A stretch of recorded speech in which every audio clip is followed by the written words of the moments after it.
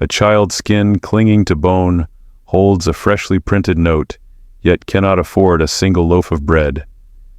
His mother sits outside a pharmacy waiting 3 hours in line, only to walk away empty-handed, not because she had no money, but because money no longer meant anything. They say we are poor, but the truth is we are being paid in paper, printed in dark rooms no one audits, controlled by powers no one elected. Money not from budgets, not through parliament. It flows from private banks shielded by political power, created to enrich a few, while hollowing out the soul of a continent. When Ibrahim Traoré held that first suspicious note in his hand, he did not yet know where it would lead. But as he followed the trail and uncovered a hidden system printing currency to control smaller nations, he realized this was no longer about finance. This was betrayal. It began as a whisper, a price hike here, a missing shipment there. Bread that cost 10 naira last month now cost 50. Medicine disappeared from rural clinics. Small traders in Burkina Faso reported being paid in cash that looked right but felt wrong. The ink smudged too easily. The watermark was missing. And worst of all, the same serial numbers showed up in 3 different towns. Captain Ibrahim Traoré, president of Burkina Faso, had seen corruption before. But this was different. This was a system-wide infection.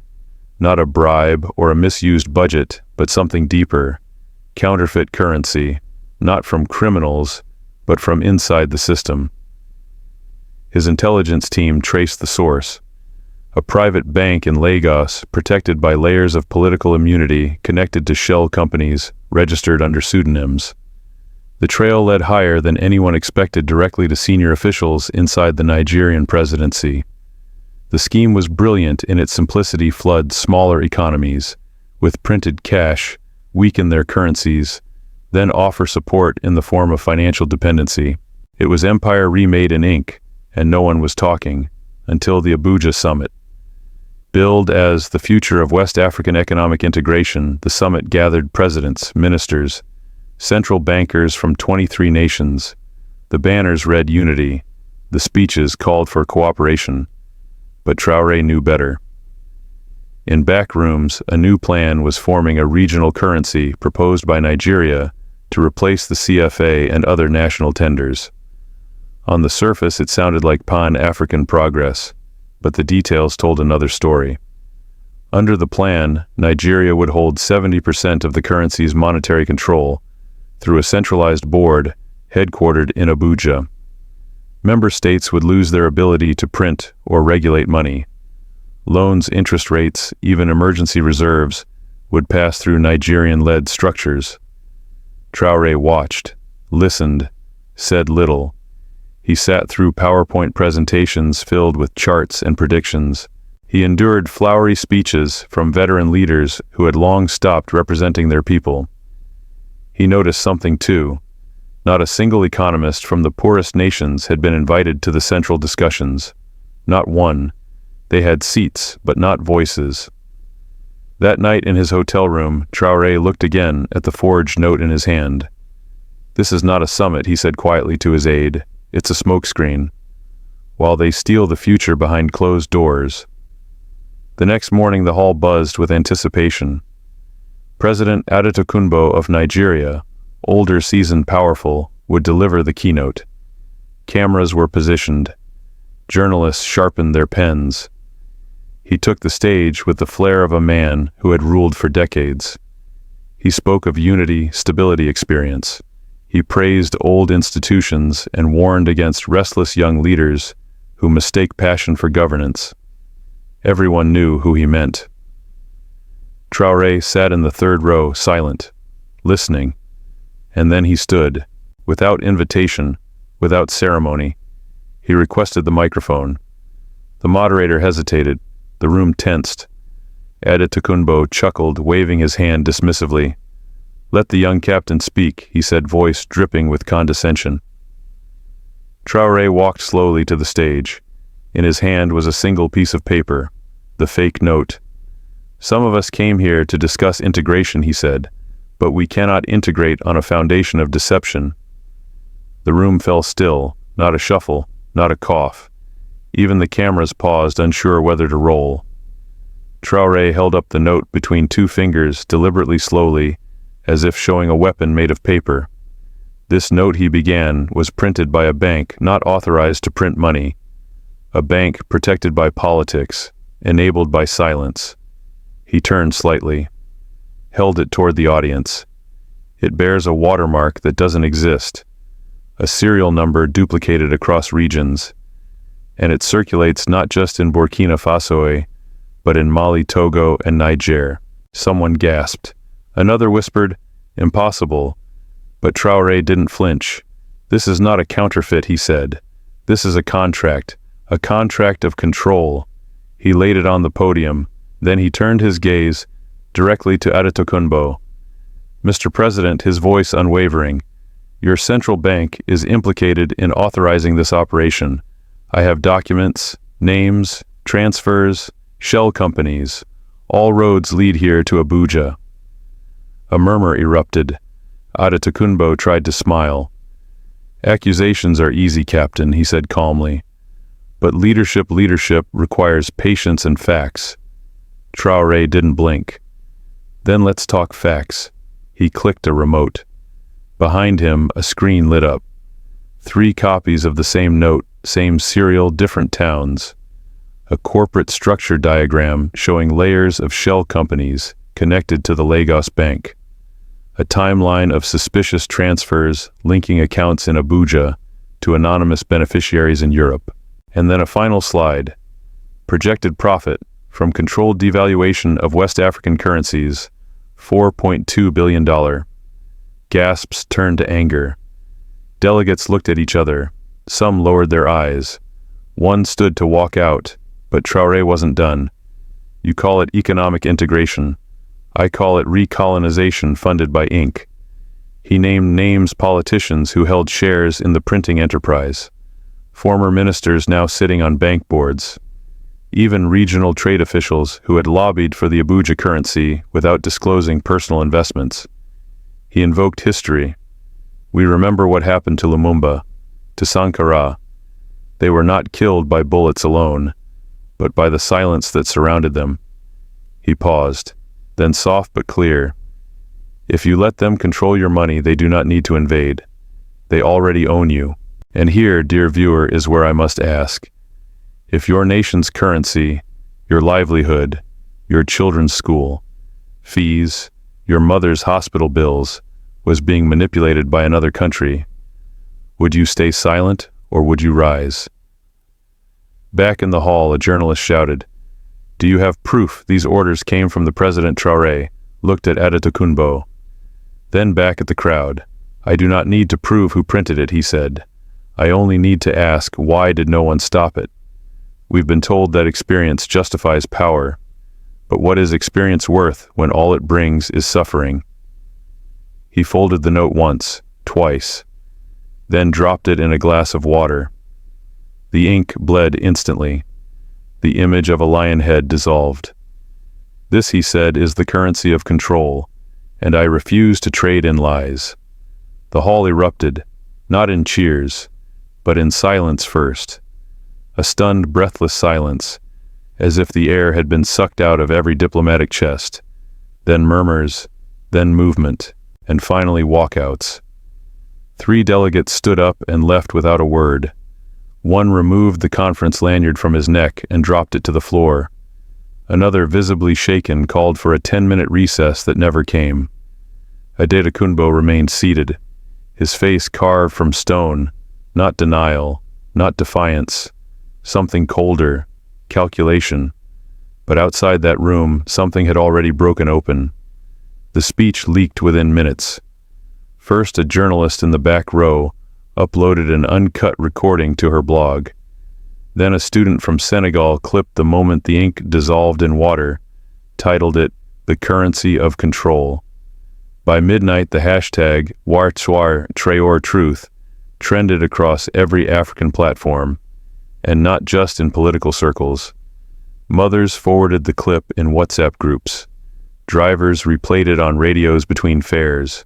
Teachers paused their classes to ask, What kind of money are we really paid with?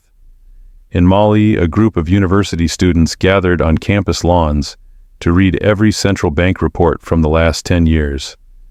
In Benin, a market women's collective began checking every note they received, marking serial numbers in notebooks. In Ghana, a group of teenage coders built an app overnight to scan cash and flag inconsistencies. In Lagos itself, heart of the exposed machine, young bankers started leaking documents anonymously to foreign journalists. Screenshots, transfer logs, names. The machine was bleeding, but the question was, would it be dismantled or repaired behind closed doors? In Burkina Faso, Traoré returned to a hero's welcome, but he didn't celebrate. "This is not a victory," he said. "It's a warning shot." He knew what came next. They would call him a radical, a destabilizer, a threat to regional unity. The West would pressure. Loans might be frozen. Diplomats would vanish from his calendar. But none of it mattered, because something had changed and it was irreversible. At a Pan-African Youth Forum in Nairobi, the first question from the audience was, if our leaders print fake money, what else have they lied about? At a small village school in Sierra Leone, a teacher reprinted the transcript of Traoré's speech and handed it out as homework. The question, underline every sentence that speaks the truth you feel. In Paris, the French finance minister dismissed the speech as inflammatory. In response, protesters gathered outside the French embassy in Dakar, chanting, "We want real money, not real lies." Traoré began receiving invitations he had never expected. From Oxford, would you speak on the future of post-colonial finance? From Harvard, could we publish your speech? From the African Union Youth Council, will you lead a commission on financial sovereignty? He declined most. "Let the elders speak," he told one interviewer.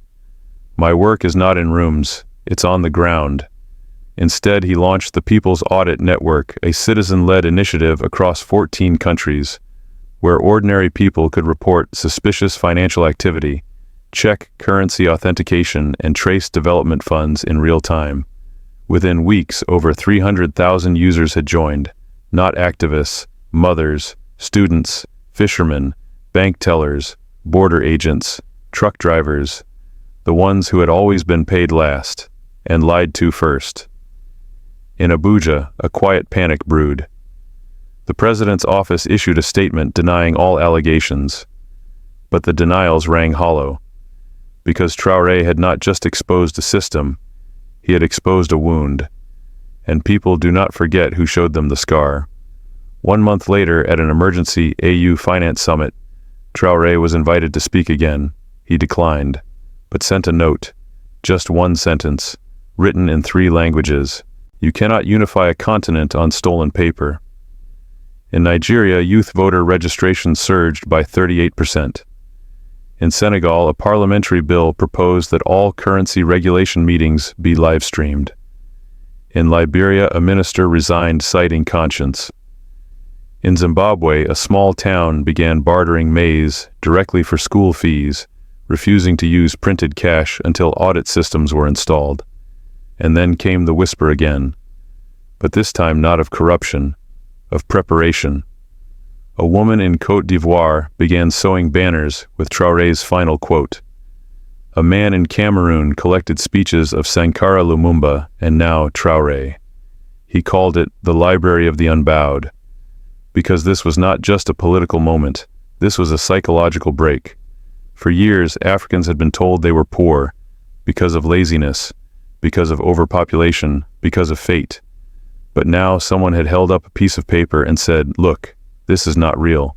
And millions realized, then maybe, everything they told us isn't either. The world had seen many political speeches, many exposés, many whistleblowers. But what happened that week, what Ibrahim Traoré ignited, was not a press storm, it was a paradigm shift. 2 weeks after the summit, the United Nations quietly updated its internal bulletin, West Africa's monetary architecture under review. Not because they agreed with Traoré, but because ignoring him had become impossible. the African Development Bank called for an emergency audit of all private-public financial partnerships. 3 French-owned media outlets lost viewership across Francophone Africa almost overnight. Banks began receiving withdrawal requests from rural co-ops asking, "Is our money real or printed for control?" In South Africa, a panel on post-colonial economics invited no Western speakers for the first time in its 30-year history. In Kenya, a group of schoolchildren staged a play titled "The Man Who Made Money Speak." But perhaps the most extraordinary impact happened not in halls of power, but in the homes of everyday people. In a tiny fishing village off the coast of Ghana, an old man who had never seen a bank decided to burn half the cash he'd saved after realizing it was from the same series Traoré had exposed. When asked why, he replied, "If it's born from lies, I don't want it feeding my family." In the Caribbean, descendants of the transatlantic slave trade rallied around Traoré's message. Podcasts, town halls, online panels titled "Currency Colonization" and "The New African Voice." The diaspora was not just watching, it was remembering. Harvard Business School released a case study, "Leadership Under Fire." The Abuja currency uprising, Oxford added financial sovereignty to its syllabus. But while the West theorized, Africa mobilized. In the Gambia, a presidential candidate based his campaign on 3 words: audit, return, build. In Tanzania, elders revived ancient practices of cowrie shell exchanges, temporarily replacing the national note in remote regions until trust could be restored. In Cameroon, a church replaced its weekly donation collection with this message: "No offering in fake money. Bring truth." And then came a moment no one expected. At the World Economic Forum in Davos, an Ethiopian youth delegate held up Traoré's speech transcript during a panel on African investment. "Before you invest in us," she said, "invest in our right to real money." The room froze. Someone clapped, then another, then all. Behind the scenes, Western financial institutions began scrambling. They feared more than economic loss. They feared narrative collapse. Because what Traoré had done, more than statistics, more than accusations, was pierced through belief. The belief that Africa was incompetent, that it needed external management, that poverty was its destiny. He didn't beg, he didn't bargain, he declared. And that shook the foundations of power more than any armed rebellion. In Nigeria, President Adetokunbo remained silent, but internally, cabinet meetings grew tense. Investigations were paused, banks disconnected websites, and leaks continued. A senator was found dead under uncertain circumstances. A whistleblower disappeared. Traoré's name became taboo in Abuja's corridors. And yet graffiti bloomed on walls: real money, real truth, real Africa. In Burkina Faso, schools began teaching currency literacy. In Uganda, a village named its new health center Freedom Notes. In Rwanda, a popular rapper released a track with one line on loop: "No more lions," printed on lies. Legacy is not a statue. It's the questions people ask after you're gone. And across the continent, children now asked, who decides what our money is worth? Why do we borrow what we already own? And if Traoré is right, what else can we take back? 1 year later, as the world looked elsewhere, towards elections, war celebrity gossip, something quiet took root. A regional monetary summit was held in Addis Ababa. But this time, no fancy suits, no foreign advisors, just farmers, midwives, fishermen, youth, all sitting in circle reviewing every proposal. A new framework was proposed: community-backed reserve currencies, transparent digital tracking, zero-interest emergency funds managed by non-political bodies. They called it the People's Treasury. No applause, no grand speeches. Just a quote from Traoré pinned to the wall: "The system will not change unless we build a new one under the sun, not behind closed doors." Outside that room, children were playing with handmade notes. Not dollars, not euros, not CFA, just paper on which they'd drawn symbols: the sun, a hand, a river, a mother, and when asked what the notes were worth, one girl said, "It buys a future that's ours." 3 days after Traoré's explosive speech, a closed-door meeting was held at the headquarters of the West African Central Bank BCEAO in Dakar. Inside a dimly lit room, 11 men and women, representatives of transnational financial interests, sat around an oak table, silent, staring at a screen, showing the viral image of the fake currency. One of them finally spoke. "This boy has done what no one on this continent dared, not with guns, but with a drop of ink." No one laughed. Another asked, "So what do we do with him? An accident? A political disappearance?" A deep sigh. "No. If we touch him now, we turn him into a legend. He's untouchable. We must make him burn himself through doubt division and by using his own people." And so a campaign began. International media suddenly flooded the headlines with news of severe budgetary mismanagement in Burkina Faso, suggesting that Traoré's government was causing dangerous inflation. A major financial institution listed the country as high risk. Investment contracts were pulled overnight. On social media, anonymous accounts began spreading misinformation. Traoré is just a populist who doesn't understand economics. The fake currency was just a political stunt. He's isolating his own nation. In Ouagadougou, rice prices rose slightly. Some stores stopped accepting cash. Fear began to spread. Traoré did not hit back. Instead, he visited a group of single mothers in a slum in the southern part of the capital.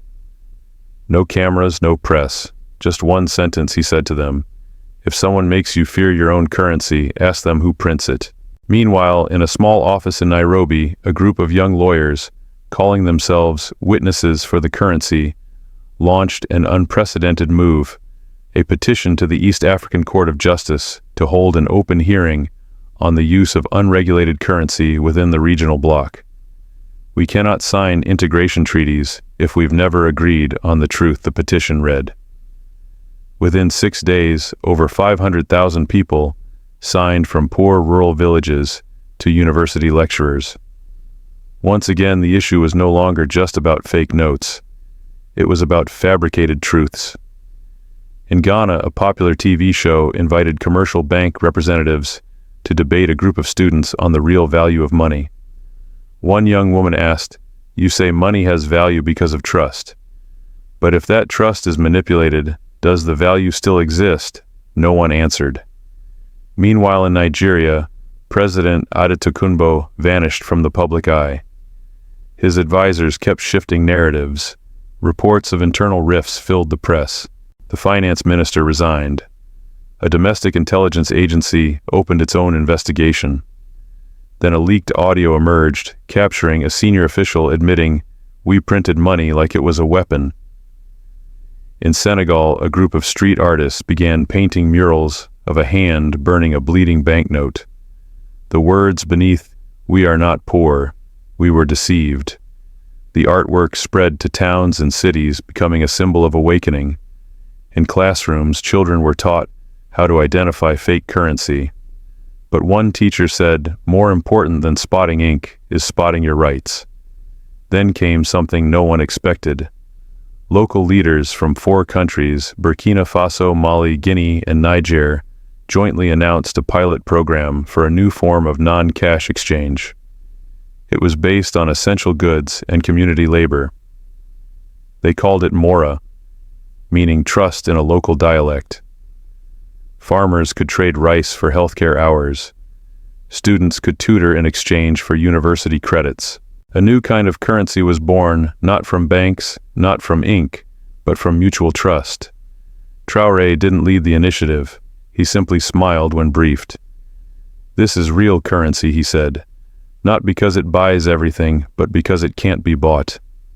At the African Union, a draft policy written by a group of young economists was submitted to the governing board. It proposed 3 points: a ban on all unregulated currency printing, the creation of a People's Monetary Oversight Commission with cross-border authority, mandatory transparency in all central bank operations from printing to distribution to reserve tracking, A delegate from Tunisia commented, "This is not just policy.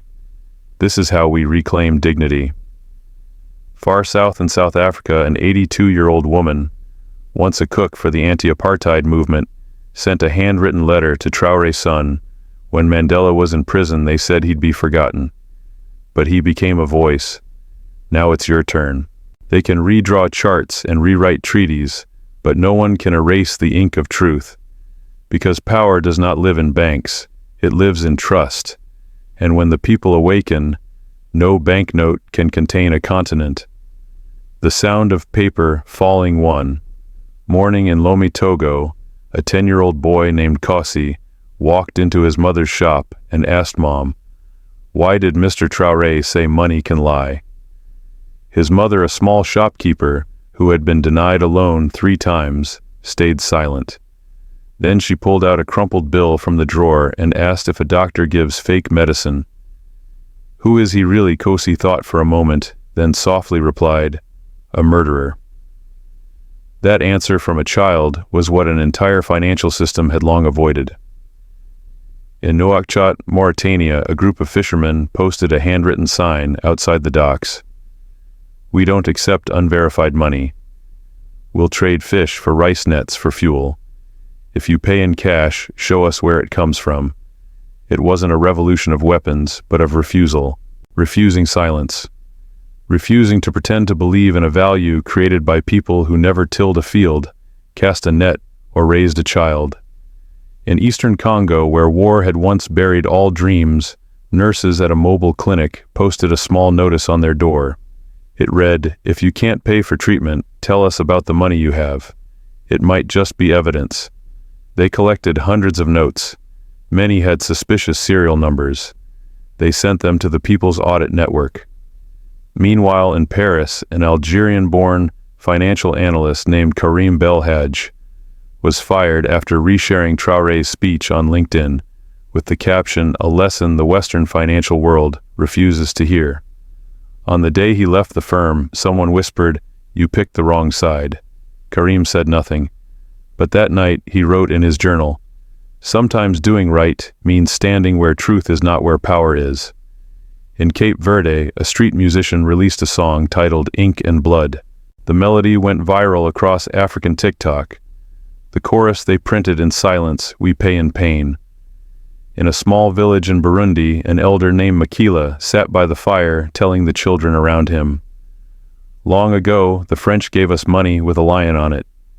They said it stood for strength, but that same lion stole our rice fields and sent my grandson away to labor for life." One child asked, "So what should we do now?" Makila smiled, his eyes glowing in the dark. "You must start asking, not what money is worth, but who decides the worth of your life." In Liberia, for the first time in national history, a public hearing on currency issuance was held in Parliament. An elderly widow from a rural town stepped up to the podium holding a faded bill. "Gentlemen," she said, "I'm not here for aid. I came to ask this paper who wrote the number on it, who said it's 100 and not 1. The entire chamber went silent. In Ethiopia's highlands, shepherds began using symbols instead of currency: red circles for bags of wheat, blue dashes for salt, yellow dots for goat fat. They called it lingo, a language that couldn't be forged. And they said, "We may not know banks, but we know value, and value doesn't live in numbers, it lives in sweat." At a public lecture at the University of Dakar, a student raised his hand and asked the professor of international finance, "Sir, if we know that some countries use money to manipulate others without war, without bullets, what do we call that?" The professor hesitated. The hall whispered, "Silent war. Paper colonialism, violence by ink." Meanwhile, in Burkina Faso itself, Traoré joined a small youth discussion at a community center. A boy asked, "Weren't you scared revealing all of this?" Traoré looked at him quietly for a moment. "Yes," he said, "but I fear silence more. Because silence is the most powerful currency of all. It buys forgetfulness." Then, exactly 1 year after the Abuja Summit, something unexpected happened. Not a conference, not a press event, but a spontaneous movement. The Day of Truth, organized by schools across the continent. That day, students didn't study math or grammar. Instead, they were given this assignment: find one thing the world told you was true, then verify it yourself.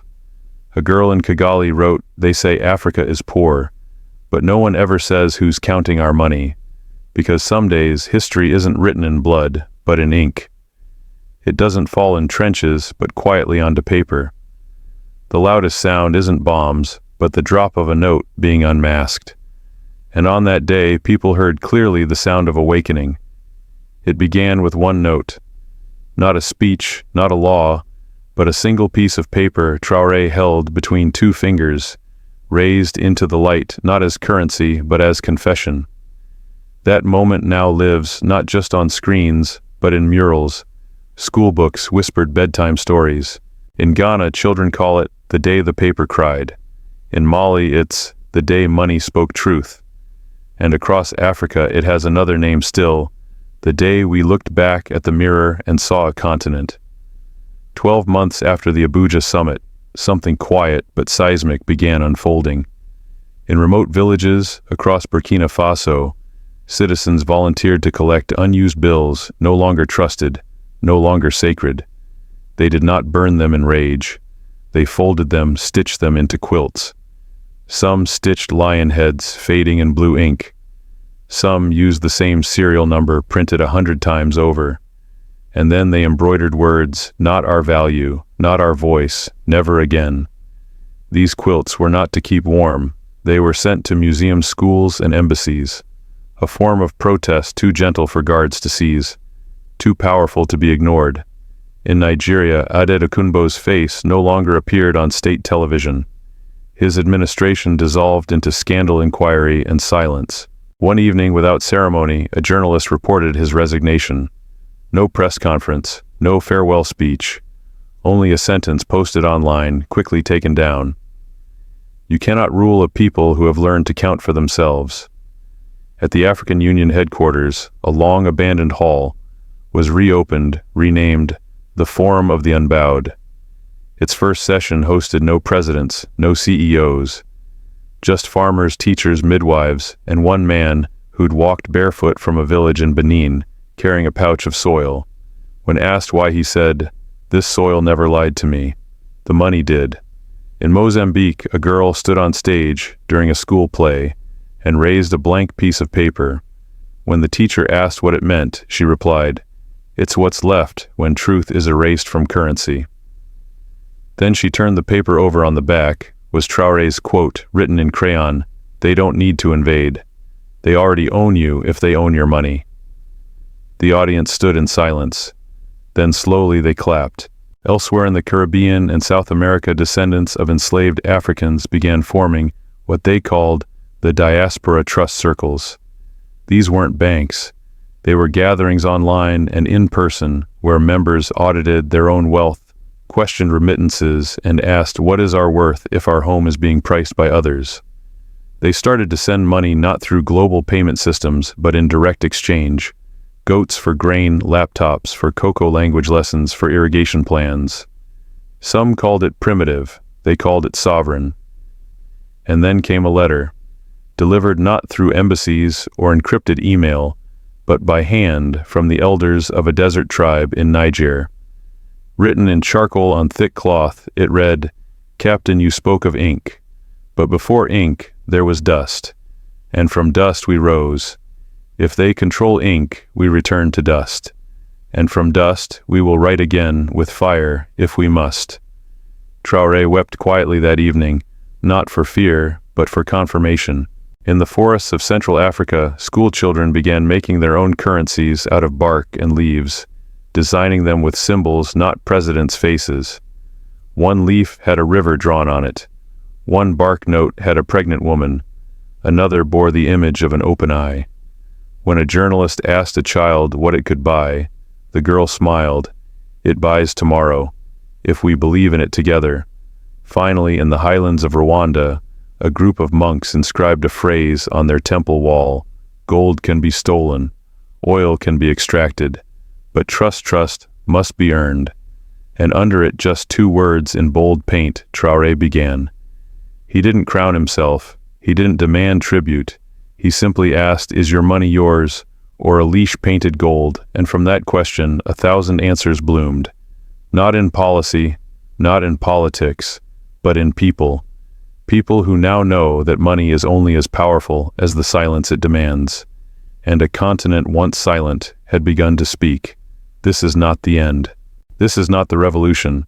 This is the receipt. A receipt for every stolen resource, every loan disguised as aid, every currency that printed obedience. And now Africa holds the pen.